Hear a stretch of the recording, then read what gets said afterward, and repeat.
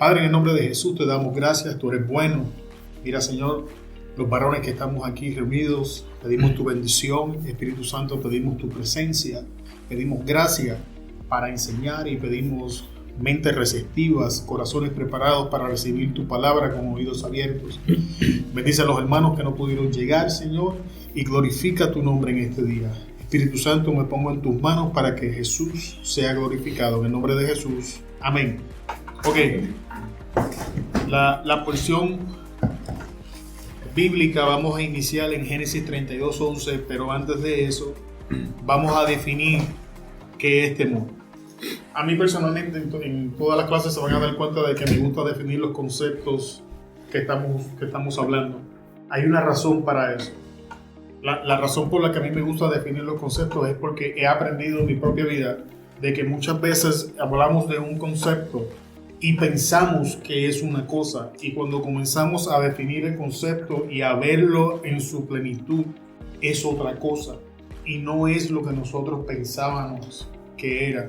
Y entonces lo primero que hago es definir el concepto temor. Como temor se denomina el sentimiento de inquietud o angustia que impulsa a huir o evitar aquello que se considera dañoso, arriesgado o peligroso. La palabra como tal proviene del latín timor, timoris, que significa miedo o espanto. En este sentido, el temor también puede asociarse a las sospechas o recelo que nos despiertan aquellas cosas en las que reconocemos un potencial, marca bien la palabra potencial daño o perjuicio. Entonces la definición nos dice unas cuantas cosas que son interesantes. La primera es que el temor es un sentimiento, una inquietud o una angustia que nos impulsa ¿a qué? A huir o evitar aquello que consideramos arriesgado, peligroso o que nos pueda hacer daño. Y la segunda parte de la definición también puede asociarse ¿con qué? Con sospechas y con recelos, con aquellas cosas que nosotros reconocemos o identificamos como un potencial daño. Ahora vamos a saber esto. Significa que nosotros podemos sentir temor por un evento genuino o podemos experimentar temor por un evento totalmente ficticio, pero que nosotros le damos potencial. Nosotros le damos credibilidad al asunto y le damos un potencial de que nos pueda hacer daño, aun cuando el evento nunca va a pasar, lo vamos a ver en la historia. Pero eso es lo que hace el temor, sea una situación real, y entonces el sentimiento nos impulsa a huir de ella en vez de enfrentarla, pero también se puede manifestar con una situación imaginaria y totalmente ficticia. ¿Me entienden hasta aquí? Perfecto. Génesis 32:11. Aquí tenemos a Jacob orando. Líbrame ahora de la mano de mi hermano, de la mano de Esaú, porque le temo que no venga caso y me hiera la madre con los hijos. En buen mexicano, que no venga y me parta la madre. Bien, ¿qué provoca el temor? Vamos a Génesis capítulo 32, versículos 6 al 8 y vamos a ver una de las cosas que nos van a ayudar a identificar qué cosas provocan temor. Y los mensajeros volvieron a Jacob diciendo: vinimos a tu hermano Esaú y él también viene a recibirte, y 400 hombres con él. Aquí tenemos el evento.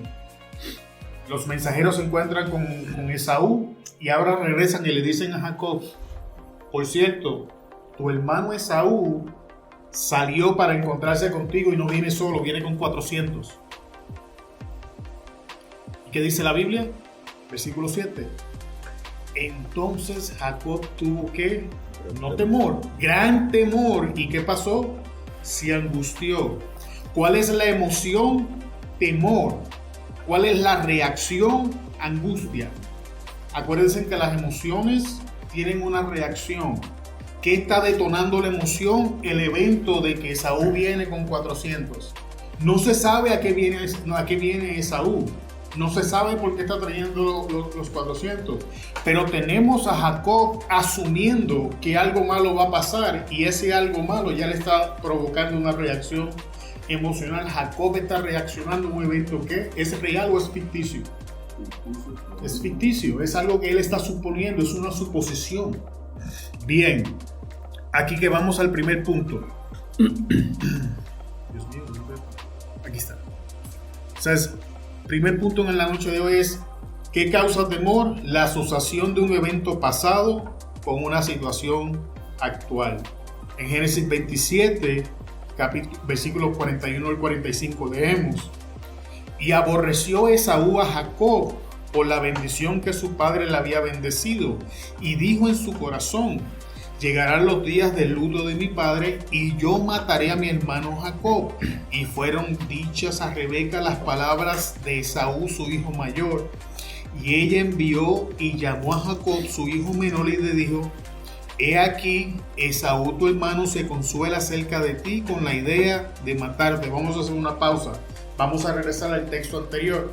Y ahora nos va a hacer un poco más de sentido por qué es que Jacob tiene temor. Entonces, en el tiempo presente, le dicen: oye, Esaú viene con los 400. En la mente de Jacob, viaja al pasado, al último momento donde él tuvo una relación con su hermano. ¿Lo están viendo? Y el último momento es justamente este. Es cuando Jacob tiene que salir huyendo porque le acaba de robar la bendición a su hermano, y su hermano ha propuesto en su corazón que tan pronto muera su papá, lo va a matar. Y esto nos revela algo muy interesante. Lo primero que nos revela no tiene que ver con el temor, pero es importante que lo tengamos en consideración. Es que las personas te van a recordar en el último momento donde se encontraron contigo. Eso es lo que le está pasando a Jacob. Las memorias de Jacob de Esaú se detienen en ese evento. Significa que aun cuando el Esaú de hoy sea otro, para Jacob es el Esaú de aquel momento. Y esto es algo que tenemos que entender, porque hay veces que nos encontramos con gente que nos conocieron en un punto y vienen a hablarnos y a tratarnos de cierta manera, porque ante los ojos de ellos no somos el de hoy, somos aquel con el que hablaron la última vez. ¿Entendemos eso? Bien. Ahora, es importante mencionar que Rebeca crea conciencia de la situación que no podemos pasar por alto. Crea ella misma. Fue ella quien tuvo la idea que Jacob usurpara a su hermano y robara su bendición. Significa que la situación en la que Jacob se encuentra no fue de su propia creación. Su propia mamá fue la de la idea. Y aquí estamos viendo la parte donde les decía la persona en autoridad. Y esto es más común de lo que pensamos. Aunque ustedes no lo crean, la gran mayoría de nosotros aprende cómo resolver los problemas, cómo comportarse y cómo ejercer nuestros roles basado en la figura de autoridad que teníamos en nuestro hogar. ¿Me entienden? Uno de los problemas más grandes que yo tenía cuando me tocó comportarme como un hombre es que la figura de autoridad que yo tenía en mi casa era un alcohólico y un abusador. Entonces yo no tenía a dónde regresar para aprender cómo hacer mi función. ¿Estás viendo? Pero también aprendí cosas que las estoy viendo en la historia. Mi mamá también era alcohólica. Tuvo más parejas de las que yo puedo recordar. Y sabes que yo aprendí eso también. Cambiaba más de pareja que de calzones. ¿Por qué? Yo añoraba una relación seria. Pero como lo que yo había visto en mis figuras de autoridad en el hogar era que esa clase de conducta estaba bien, era lo que yo hacía. Y lo sepamos, sea consciente o inconscientemente, es importante que reconozcamos esto, porque todavía hasta el sol de hoy hay cosas que yo lucho con ellas porque las aprendí en casa, y yo tengo 45 años en este momento. De hecho 46 lo que octubre. No te estoy quitando años. Sí, no, para sentirme más joven. No vaya a ser el pelo, que radiante está. ¿Qué te va a hacer? Y el daño de esto es más profundo de lo que pensamos, y es algo que yo les recomiendo. Hagan un alto y comiencen a ver qué cosas vienen arrastrando de las figuras de autoridad. ¿Por qué digo figuras de autoridad y no digo papá y mamá? Porque no en todos los hogares papá y mamá es la figura de autoridad. Hay personas que se creen con sus abuelos, otros se crían con los tíos, pero alguien era la figura de autoridad. Otras personas no tienen una figura de autoridad en la casa y se levanta un vecino o un allegado y hace esa función de la persona de autoridad y de esas personas que nosotros aprendemos. Y es importante que veas lo que sucede cuando comenzamos a aprender a ejecutar correcto o a solucionar incorrectamente ciertos problemas, porque Jacob está metido hasta el cuello por la idea de su mamá. Ahora mira lo que le dice el 43. Ahora pues, hijo mío, obedece a mi voz, le dice, todavía le dice, vuélveme a obedecer. Levántate y huye a casa de Labán, mi hermano en Harán. Es Rebeca, su madre, quien le enseña a Jacob a cómo manejar esta clase de situaciones. Rebeca le pasa a su hijo una forma de pensar errónea y un manejo de situaciones incorrectos. Es Rebeca quien siembra la semilla para el temor que Jacob está experimentando hoy, 21 años después. Desde este momento de la historia a donde estamos leyendo han pasado 21 años. Y todavía la semilla que había sembrado su madre estaba produciendo fruto. ¿Cómo sabemos que han pasado 21 años? Sencillo. Jacob llega automáticamente de aquí, llega a donde Labán. Vamos a quitarle los meses o lo que haya sido del camino. Pero sabemos ciertamente que trabajó 7 años por Raquel, le dieron a Lea, trabajó otros 7 años y ahora le dieron a Raquel, ya son 14. Y trabajó otros 7 por el ganado, son 21. Y 21 años después, que podemos hacer la matemática ahí, todavía la instrucción de su mamá le está dando dolores de cabeza a Esaú, a Jacob. Porque es su mamá, de hecho, quien le presenta que la estrategia es huir. No te hagas responsable, le dijo. No es tu culpa, le está diciendo. Vete, huye, eso es lo que le está diciendo. Y muchas veces, aunque bien intencionados, nos enseñaron mal. No estoy diciendo que eran malos, no estoy diciendo que eran irresponsables, no estoy diciendo que eran negligentes. Bien intencionados, es muy probable que muchas de las cosas que nos enseñaron estaban mal. Y nosotros somos responsables de evaluar estas cosas. ¿Cómo las voy a evaluar? Lo he dicho antes, lo voy a repetir hoy. Tenemos que estudiar la palabra. La palabra es el estándar por el cual nosotros medimos nuestra vida. ¿De dónde voy a aprender qué es ser un hombre, qué es ser un esposo, qué es ser un amigo? De la Escritura. Porque la Biblia me da el molde para eso. ¿Alguien me sigue? ¿Alguien quiere decir algo? Ya que no están comiendo. A excepción de Jerry. No, espérate, bro. Sigue lo tuyo, Me la estoy pasando brincos aquí. No, tú dale con calma, dale lo tuyo. Jesús, ándale, no se estime. Ahora escucha el verso 44. Ustedes denle, que yo lo que voy a hacer es que voy a agarrar una caja y me la voy a llevar para casa. Yo no voy a... Ustedes coman a gusto, yo voy a agarrar una caja y voy a seguir caminando para casa. Sí, tranquilo. Ahora mira el verso 44. Y mora con él algunos días, hasta que el enojo de tu hermano se mitigue, hasta que se aplaque la ira de tu hermano contra ti. Aquí vemos otra cosa que Rebeca le enseña a Jacob que está equivocada. Ya sabemos que le enseña a huir del problema, las consecuencias y a evitar tomar responsabilidad de lo que es correcto. Y que, según Rebeca, de esta manera el problema se va a resolver por sí solo. Ese es el pensamiento que le está sembrando a Jacob. Cuando tengas un problema, sal huyendo y espera, el problema se resuelve por sí solo. Eso es increíblemente problemático porque la realidad es que los problemas no se resuelven por sí solos. Un problema que dejamos sin resolver en esta temporada, lo vamos a enfrentar en la otra. ¿Por qué? Porque el problema nos va a seguir. Porque el problema en sí mismo no es el problema. Es mi conducta que crea el problema. O sea que a donde quiera que yo vaya, voy a crear ese problema. ¿Alguien me entiende? Pero Rebeca le está diciendo, no, mijo, no te preocupes. Yo sé que tú creaste el problema, pero eso ahora es problema de tu hermano. Sal corriendo y déjalo así. ¿Me siguen? Ok. Ahora escucha, pues voy a volver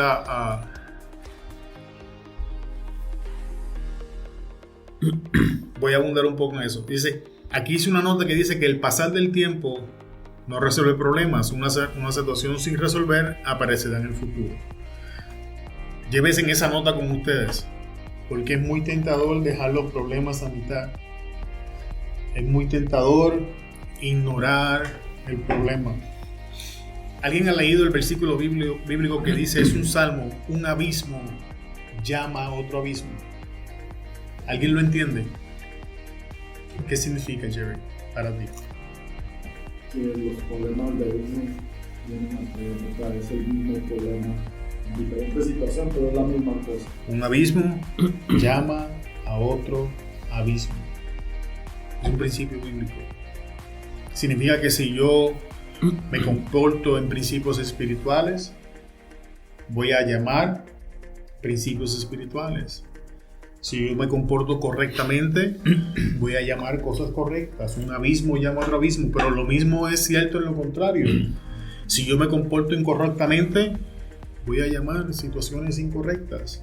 Si dejo problemas sin resolver, voy a estar llamando más problemas porque tengo un problema sin resolver y ese problema va a traer más problemas.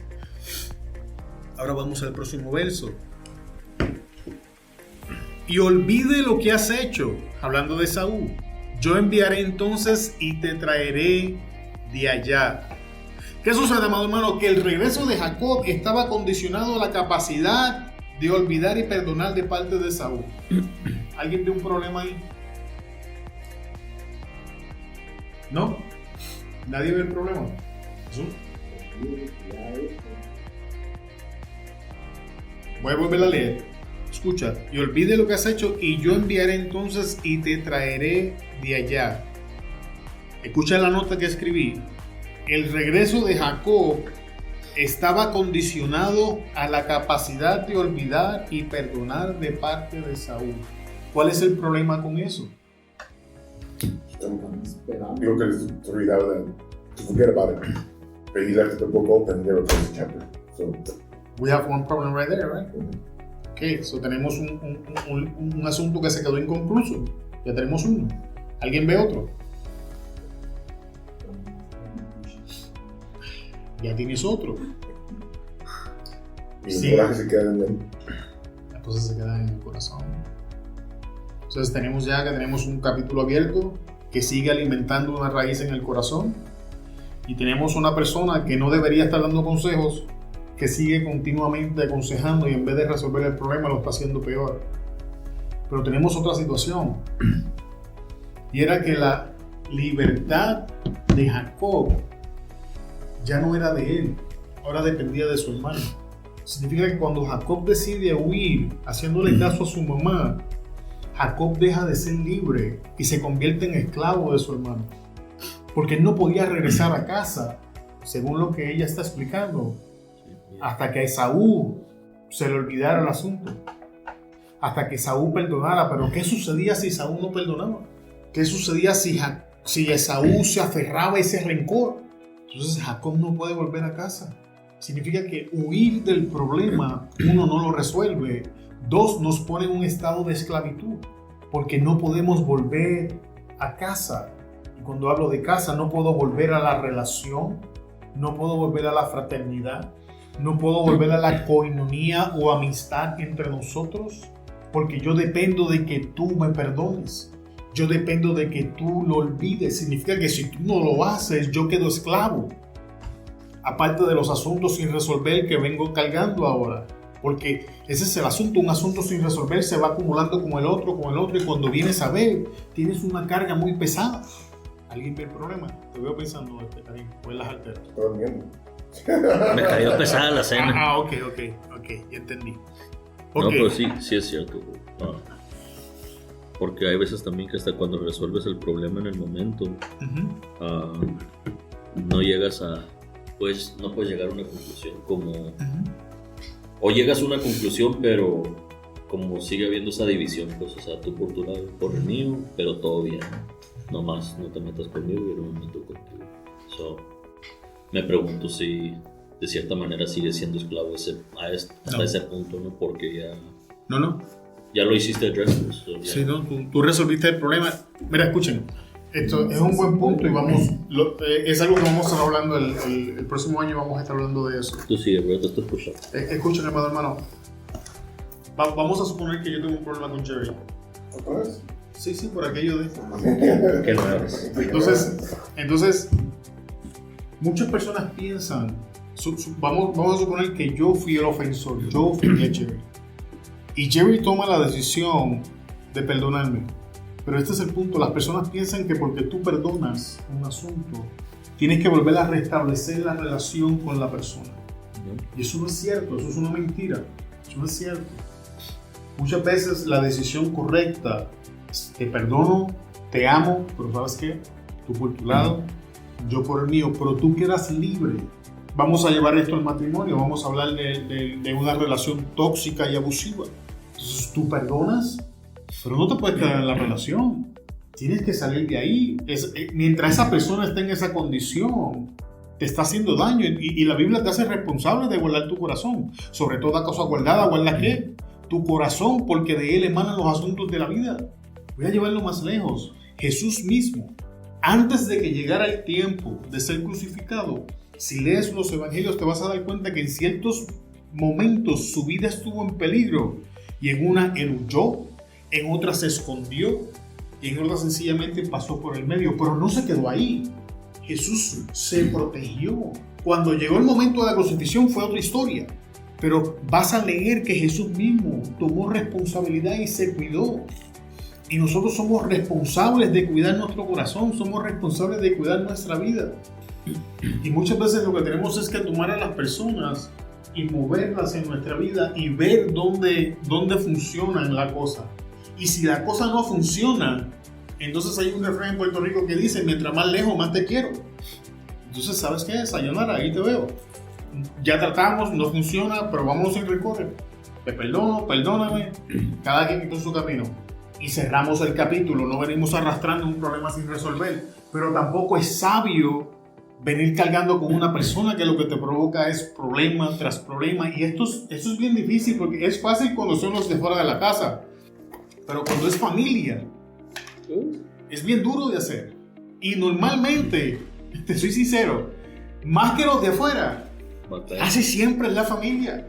Es cierto, o sea, es casi siempre es la familia. Es esa gente que uno piensa que debe de ser apoyo, que debe ser unido, pero lo cierto es que hay familia que cuando de verdad tengas una necesidad genuina yo te ayudo. De lo contrario, tú en tu casa, yo en la mía. Voy a dejar produciendo la pizza. Sí, vaya, hermano. No se me va a ahogar aquí. No hay seguridad. No, tranquilo. Ahora voy a leer la próxima nota. Dice, sabemos que no fueron solo unos días, sino décadas. Jacob, ya esto lo dije antes, trabaja 14 años por sus dos esposas, Lea y Raquel, y en adición otros 7 años por el ganado, por un total de 21.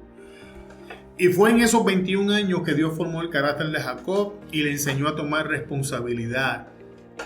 Recuerden que Labán es el instrumento que Dios usa para romper a Jacob. Jacob sale huyendo de las circunstancias y ahora cuando llega acá con Labán tiene que tomar responsabilidad porque Labán de hecho lo hacía responsable aún de cosas injustas. Si venía el lobo o el oso en una discusión, Jacob se lo dice, Labán le cobraba esa oveja a Jacob. Labán le cambia el sueldo, no recuerdo cuántas veces a Jacob. Labán desde el principio explota a Jacob porque Jacob trabaja por Raquel, pero le da Lea. Y en todo ese proceso Dios viene trabajando con él, pero mira todo el tiempo que pasó y esta es la pregunta que quiero que piensen ahora. ¿Qué hubiese sucedido si la situación se hubiese manejado correctamente? No fuera esclavo. Estos 21 años probablemente se los hubiese dado. Porque si no hubiera estado la mamá de Metiche. De hecho, aún así la responsabilidad de Jacob. Tenemos que entender eso. Aún cuando tengamos gente en autoridad diciéndonos qué hacer, la decisión es de nosotros.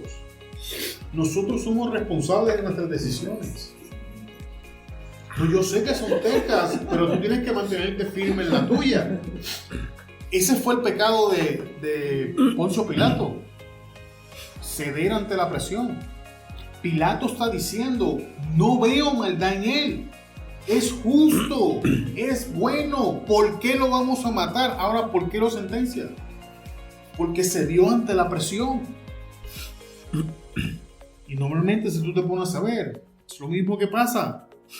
Cedemos ante la presión y terminamos en situaciones como esta. Ahora la pregunta es, ¿por qué cedemos ante la presión? Temor. En el caso de Poncio Pilato tenía miedo o temor a una rebelión. En el caso de Jacob, que tenía miedo de Saúl. Ahora la pregunta es, ¿a qué le tememos nosotros cuando cedemos ante la presión? Amado, el que huye para evitar consecuencias o responsabilidad solo está prolongando lo inevitable. Dios cumplirá su propósito en nosotros sin importar qué tanto intentemos huir. Jonás intentó huir de su llamado a Nínive, se encontró en una tormenta, durmió 3 días en el vientre de un pez y terminó en Nínive vomitado. El salmista decía, ¿a dónde miré de tu espíritu y a dónde iré de tu presencia? Si subiera a los cielos, allí estás tú, y si en el Seol hiciere mi estrado, he aquí, allí tú estás. Si tomare las alas del alba y habitar en el extremo del mal, aún allí me guiará tu mano. Y básicamente el salmista está diciendo, no hay a dónde correr. Ahora, mira lo que le dice la mamá. ¿Por qué seré privada de vosotros en un día? El texto demuestra que estaba centrada en ella, ¿sabes? Rebeca no estaba pensando en sus hijos, todo esto era una excusa. Rebeca estaba pensando en ella, en lo que iba a pasar, en lo que iba a sentir, pero realmente el bienestar de sus hijos no era lo que le interesaba. ¿Qué cosas pasaba con Jacob y Esaú? No era importante. Mira lo que ella le dice, ¿por qué seré privada de vosotros ambos en un día? Y esta es la realidad normalmente en la gente que es metiche. No le importa lo que nosotros estamos pasando, no le importa realmente las personas envueltas, lo único que le importa es su bienestar. Exacto. Ahora, vamos a lo que sigue. Entonces, vamos a resumir. ¿Qué provoca el temor? En el caso de la historia, encontramos que Jacob, después de alrededor de 21 años, todavía llevaba consigo grabada en su conciencia el peso y la carga del problema sin resolver con su hermano Esaú. 2. La mala enseñanza en cuanto al manejo de conflictos. 3.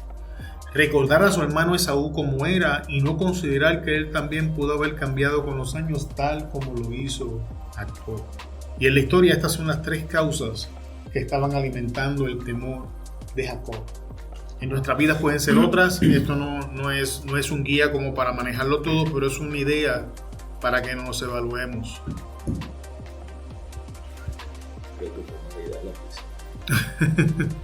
¿Tienes sueño? Pues, ahorita. Oye, que no voy a dar la clase en el baño, papi. Vayan preparándose. Ok, ahora vamos a la otra parte del temor. Reacción y desgaste emocional. Acciones y preparaciones innecesarias. Entonces Jacob tuvo ¿qué? Gran temor y ¿qué? Se angustió. ¿Qué es angustia? Es un estado de intranquilidad o inquietud muy intensa causado especialmente por algo desagradable o por la amenaza de una desgracia o un peligro. Ahora tenemos a un Jacob intranquilo, inquieto y amenazado por una idea ficticia manufacturada en su mente por un evento que pasó hace muchísimos años atrás. Por alguna razón, aun cuando Jacob había cambiado, para él la posibilidad de que su hermano Saúl hubiese cambiado también y superado lo que pasó era algo inexistente. El temor nos llevará a reconciliar los eventos pasados a situaciones presentes, aun cuando no tienen nada que ver. Y el temor lo impulsó a hacer preparaciones innecesarias. Primero lo desgasta emocionalmente, en su angustia, en su problema imaginario, en qué va a pasar cuando yo lo vea, cómo va a estar la cosa, cuál es el problema, todo imaginario. Y él sigue, es como cuando un problema se te mete en la mente y te sigue dando vueltas, y emocional y mentalmente te cansas y te desgastas de tanto pensar en la situación. Entonces, ¿qué sucede? Segundo, ya hemos pensado en la situación y a lo mejor no nos damos cuenta, pero ahora ¿qué hacemos? Hacemos preparaciones para esa situación. Mira el texto. Y distribuyó el pueblo que tenía consigo y las ovejas y las vacas y los camellos en 2 campamentos y dijo: si viene Esaú contra un campamento y lo ataca, el otro campamento escapará. Ahora Jacob invierte tiempo, esfuerzo, energías y recursos preparándose para un evento ficticio que jamás acontecería. ¿Cuántas veces hemos perdido nosotros el tiempo preparándonos para un problema que nunca llegó? Preparándonos para una discusión que nunca pasó. Y el combustible para eso es el temor. Ahora Jacob fuerza sobre su familia las consecuencias de su temor al dividirlos en campamentos. Yo recuerdo que escuché una historia de 2 hermanas. La hermana mayor era rebelde y era difícil, pero quería mucho a su hermana menor. Entonces mamá le empezó a decir a la menor: no te juntes con tu hermana que te va a hacer daño. ¿Cuál era el temor de mamá? Que saliera rebelde también. No, el temor de mamá era que de verdad la mayor, porque era violenta, le hiciera daño a la menor. Y en su temor, ¿qué hizo? Dividió a las hermanas. Hasta hoy no se hablan. No se pueden ver ni en pintura. Son las hermanas responsables, ellas debieron buscar cómo arreglar el problema, pero ¿quién es la raíz del problema? Mamá. Mamá dividió su propia familia por temor, y entonces se preguntaba por qué sus hijos no se podían llevar bien. Temor. Y ahora vemos a Jacob en la historia haciendo lo mismo. Por temor, Jacob está dividiendo. De hecho, mira ahora, Génesis 33:1. Alzando Jacob sus ojos, miró y aquí venía Esaú y los 400 hombres con él. Entonces repartió él los niños entre Lea y Raquel y las 2 siervas y puso las siervas y sus niños delante. Luego Lea y sus niños. Voy a repetir ese verso porque es importante. Y puso las siervas y sus niños adelante. Después puso a Lea y sus hijos y al final a Raquel y a sus hijos. Ahora mira lo que está haciendo. En su temor, Jacob estaba dispuesto a sacrificar miembros de la familia para salvar a otros. Y pregunto, ¿cómo se sentiría Lea al ver que su esposo estaba dispuesto a sacrificarla a ella y a sus hijos para salvar a su hermana Raquel y los hijos de ella? El temor nos lleva a ponerle valor e importancia a relaciones igualmente importantes. La verdad de la historia es que era una esposa por esposa, eran hijos por hijos, pero en la mente de Jacob unos hijos eran más importantes que otros y una esposa era más valiosa que la otra. Ahora, por temor, Jacob se ve forzado a establecer entre mis hijos y mis esposas cuál estoy dispuesto a sacrificar y cuál quiero salvar. Eso es un hijo por hijos. Él tiene 2 esposas y tiene hijos con las 2. Son hijos por hijos, todos son sus hijos. Quiero que vean lo que el temor hace. El temor nos lleva a ponerle valor a las relaciones que son iguales y nos impone en nuestra mente el falso dilema de que tenemos que escoger uno o el otro cuando esa opción no es verdadera. Es el producto del temor operando. Y ahora piensa en el daño permanente que esto hizo. Entonces, ¿cómo Lea lo miró de aquí en adelante? Es muy probable que esto haya influenciado en la relación entre los hermanos mayores y Josué. Porque papá estaba dispuesto a sacrificarme a mí para salvarte a ti. Aquellos que tenemos más de un hijo en la casa tenemos que tener cuidado de no caer en esto. Porque inconscientemente podemos preferir un hijo y rechazar al otro. Cuando la verdad es que son hijos por hijos. No me vengas con esposa por esposa. Eso pasó. No, te mata la señora. La mete en presa a ella después que te mata. ¿Qué es eso? Ok. O sea, ya tenemos un problema. Le pone valor a relaciones que son iguales. 2, desconfianza. Y Esaú dijo: anda, vamos y yo iré delante de ti. Y Jacob le dijo: mi señor sabe que los niños son tiernos y que tengo ovejas y vacas paridas, y si las fatigan, en un día morirán todas. Pase ahora mi señor delante de su siervo y yo miré poco a poco. Voy a hacer un resumen aquí porque quiero entrar a la segunda parte de la enseñanza. ¿Qué tenemos? Se encuentran. Esaú llega. Esaú, para sorpresa de Jacob, decidió perdonar. ¿Cómo sabemos que decidió perdonar? Recuerden que la última vez que ellos se ven, Jacob se fue como el primogénito. Significa que todo lo que era de Esaú le pertenecía legalmente a Jacob. Pero ahora vemos un Esaú que ha prosperado. Estos 400 hombres que vienen con él son siervos de él. Esaú había podido hacer lo que Jacob no había hecho. Esaú salió del yugo y de debajo de la esclavitud del rencor. Y en un momento dado decidió perdonar y olvidar la situación. ¿Cómo lo sabemos? Tiene a su hermano delante, lo abraza y le dice: ¿cómo te ayudo? Ven conmigo, mis hombres te van a proteger. Yo te voy a escoltar de aquí en adelante. Yo te voy a servir de columna para que no sufras daño. ¿Qué hace el temor? Se mira bonito, pero no me la creo. Algo está planeado. No manches. Eso Es de es. novela esto. Sí. Pero eso es. Míralo en el texto. Entonces, ¿qué hace Jacob? Por su desconfianza, alimentada por el temor, ahora crea que excusas. No, Esaú, pues tú sabes que yo tengo, aquí están recién paridas, si las llevo se van a morir. Y entonces le dice: está bueno, pues yo me voy adelante a prepararte la casa, a prepararte el cuarto, para que cuando tú llegues, tú los tuyos tengan donde dormir, te voy a dejar unos hombres. No, llévate los hombres, no hacen falta, ¿para qué eso? Excusas tras excusas.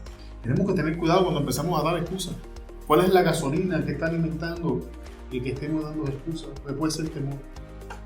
Y que el temor se está manifestando en forma de desconfianza o dudas o inseguridad. Y ahora pues presentamos estas excusas para alejar de nosotros esa persona que nos incomoda porque no confiamos en ella, porque la realidad es que le tenemos miedo. Tenemos miedo quizás a enfrentar el problema. La Biblia no lo dice, pero la probabilidad de que Jacob quisiera evitar que la conversación saliera podía estar ahí. Así que mediten en eso, no, hermano. ¿Por qué estoy desconfiando? ¿Por qué estoy presentando excusas? ¿Por qué estoy evitando a tal o cual persona? ¿Por qué estoy estableciendo valor entre dos relaciones que son igualmente importantes?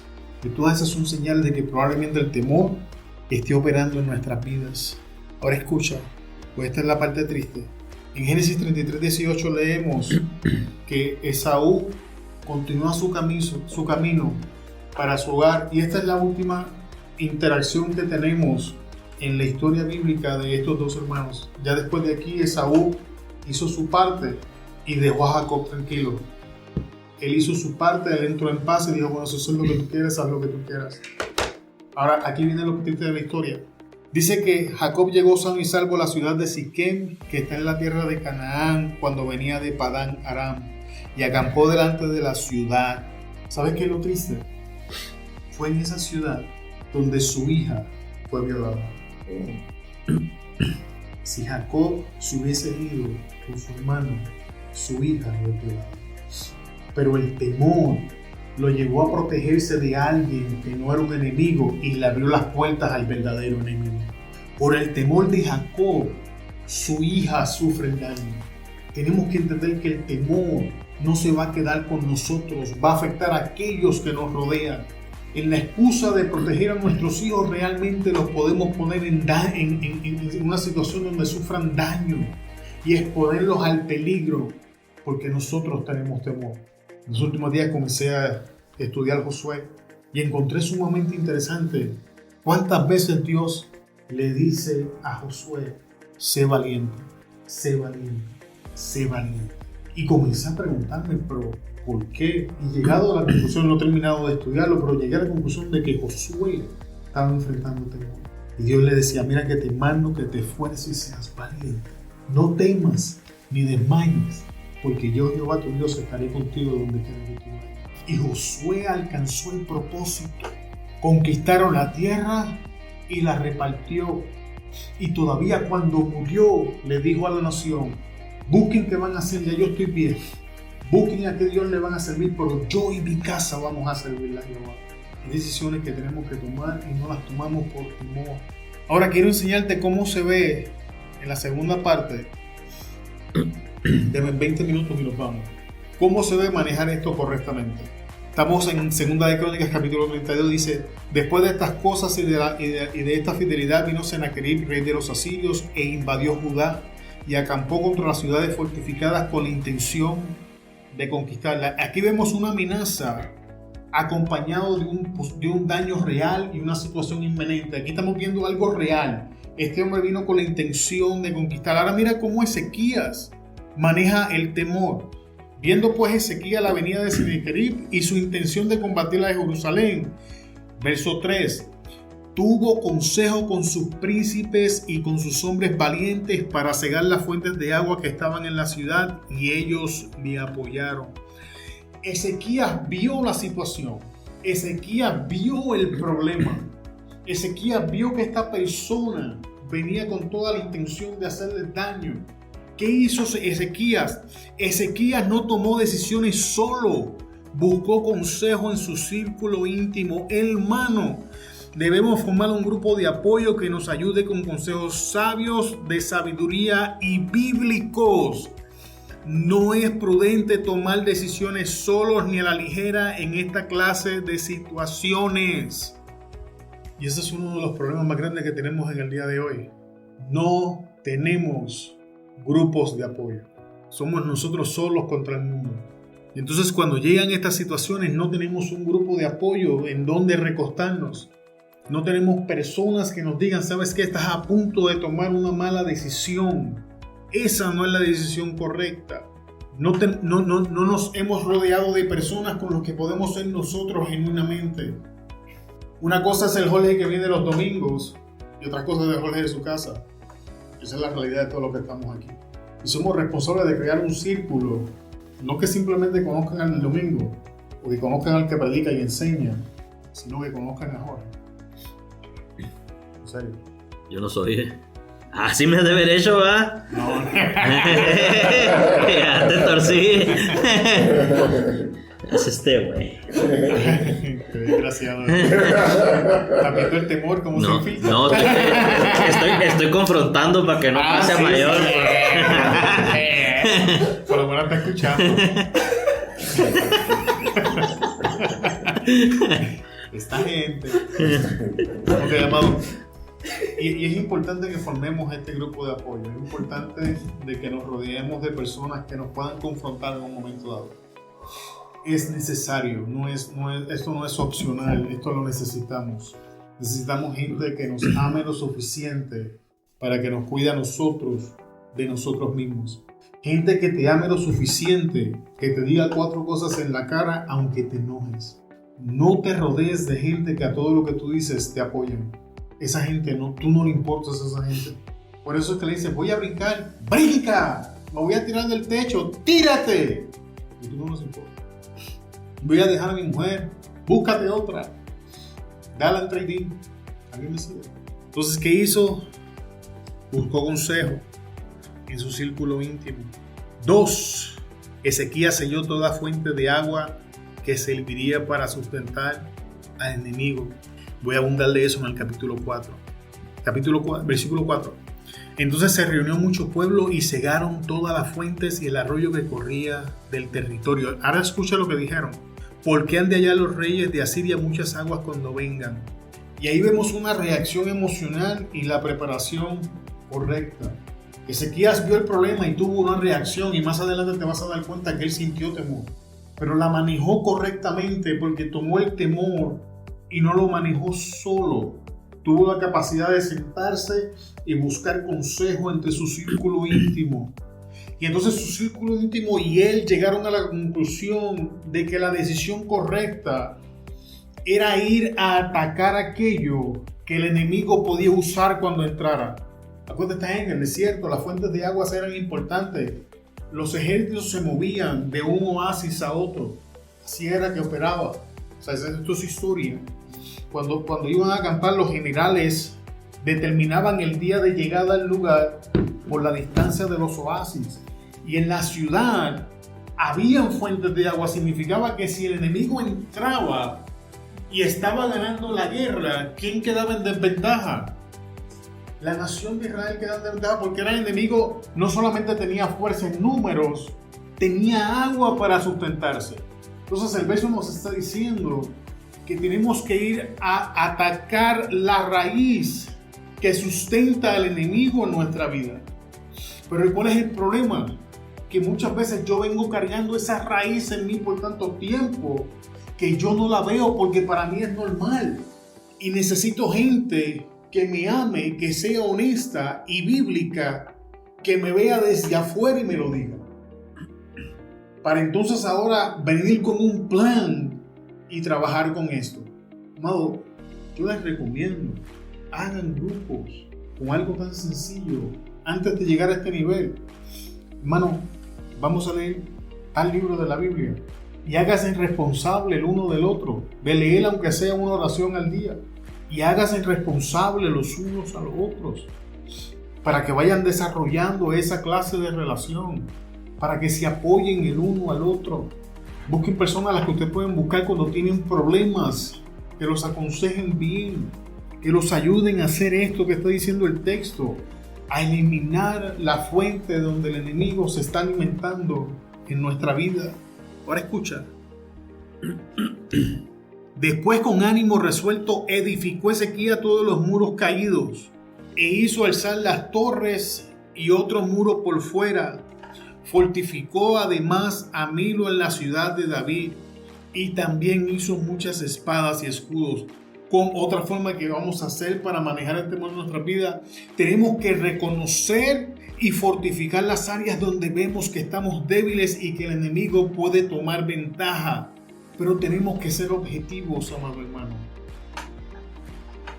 Necesitamos ser sinceros cuando nos evaluamos y volvemos. Necesitamos gente que sean sinceras y nos ayuden a evaluarnos para poder fortificar esos muros que se han caído, para poder levantar los muros que se han caído y fortificar aquellos que están débiles.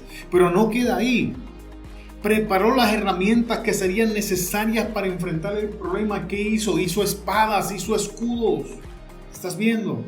Entonces necesitamos gente que nos ayude con las herramientas correctas para enfrentar el problema, porque no todos los problemas se manejan con las mismas herramientas.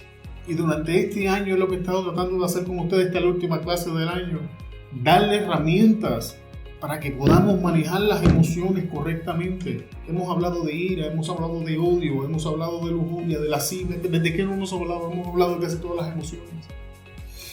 Y ha sido mi intención esta, darle las herramientas necesarias, pero una clase al mes no es suficiente. Muy probable que si yo les pregunto que hablamos en la clase anterior no se acuerden. Y está bien. Por eso que les digo, busquen, informen grupos de apoyo que los ayuden a hacer estas cosas. Estamos terminando, amado. Y puso capitanes de guerra sobre el cuerpo. ¿Qué hizo? Organización y estructuración. Vamos a ser sinceros, muchas veces no nos damos cuenta de lo que está pasando en nuestra vida porque nuestra vida no está organizada. Sobre todo aquellos que trabajamos como locos, que nos levantamos, salimos como gallinas sin cabeza, voy a ir a trabajar 10, 12 horas al día, regreso a mi casa y ni sé lo que está pasando. Y aun cuando mi esposa me lo diga, estoy tan cansado que muchas veces no lo entiendo. Yeah. Soy sincero. Yo busco a Vale todos los días y hablo con ella un ratito y a veces me dice las cosas que está pasando en la escuela y yo me quedo, ¿por qué? Estoy cansado. No es una excusa, pero eso es mi realidad.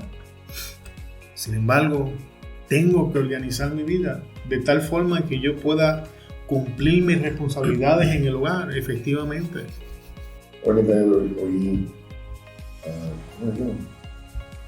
Have control of your problems and you have control of your life.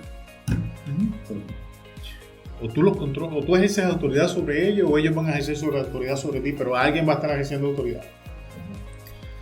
Y los hizo reunir en la plaza de la puerta de la ciudad y habló al corazón de ellos diciendo: esforzados y animados y no temáis, ni tengan miedo del rey de Asiria ni de toda la multitud que con él viene, porque no hay con nosotros, más hay con nosotros que con él.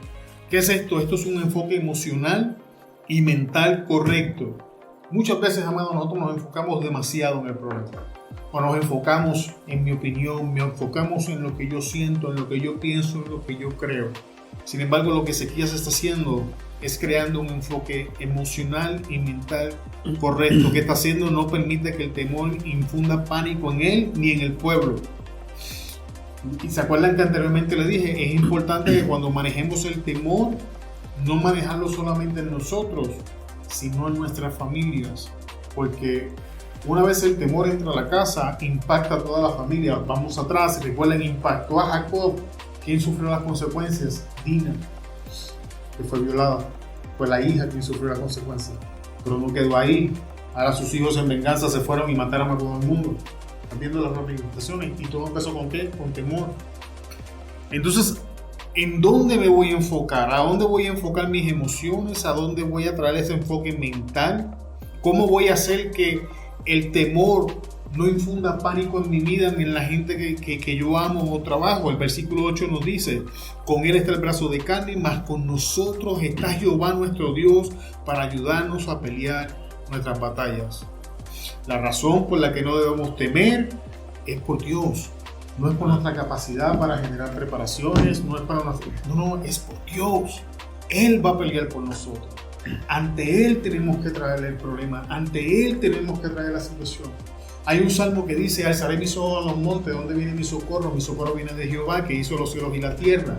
¿Qué está diciendo el salmista? Me tengo que desenfocar del problema y reenfocarme en ti. Y eso es lo que tenemos que hacer. El Salmo 127:1 dice: si Jehová no edificare la casa, en vano trabajan los que edifican. Si Jehová no guarda la ciudad, en vano trabaja la guardia. Significa que todos nuestros esfuerzos sin Dios son en vanos. Entonces, ¿qué hacer cuando la amenaza es inminente y más de lo que podemos enfrentar? Presentar el problema ante aquel que pueda resolverlo. Dice 2 Reyes 19:14: tomó Ezequías las cartas de manos de los embajadores, y después que las hubo leído, subió a la casa de Jehová y las extendió Ezequías delante de Jehová. Y por último, no responder y reaccionar. El temor va a tocar la puerta. El temor va a tratar de infiltrarse. Hemos visto que en el caso de Jacob fue ficticio. Se infiltró usando una experiencia pasada. En el caso de Ezequías, utilizó a un adversario. En ambos casos, esta decisión es la correcta. No responder ni reaccionar ante el temor. No comernos la carnada que nos está poniendo y seguir los pasos que hemos hablado en el día de hoy. Y con esto, amado hermano, llegamos al final de la clase en el día de hoy. Espero que hayan sido bendecidos con esto. ¿Alguien tiene comentarios, preguntas, dudas o sugerencias? Jerry. Pizza. ¿No? Pues dice no responder y no reaccionar. Entonces, pues le fueron atacando de allá. No, eso no es lo que estoy diciendo. Él no reaccionó en temor. Reaccionó para Él reaccionó para tomar medidas preventivas.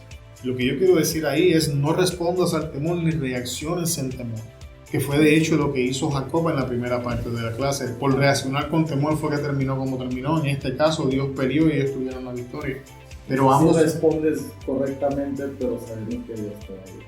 Exacto. Recuerda que primero fue, le llegó el problema y toda la situación. ¿Alguien más? ¿Quién nos despide en oración? Padre, Dios, te damos gracias, Señor, por este día que nos has dado, Señor, por dejarnos escuchar tu palabra, Señor, y las enseñanzas, Señor. Ahora te pedimos, Señor, que tú nos des el discernimiento, Señor, y la sabiduría para ponerla en práctica, Señor, en nuestras vidas, Señor, día tras día. Te pedimos que bendigas a cada uno de los que estamos aquí, los que nos pudieron llegar, Señor. Cuídanos, protégenos, Señor, llévanos a casa con bien. Danos las fuerzas y las energías, Señor, para todo lo que viene el día de mañana, Señor. Y te damos las gracias una vez más. En nombre de Cristo Jesús. Amén. Dios le bendiga, hermano. Con esto terminamos.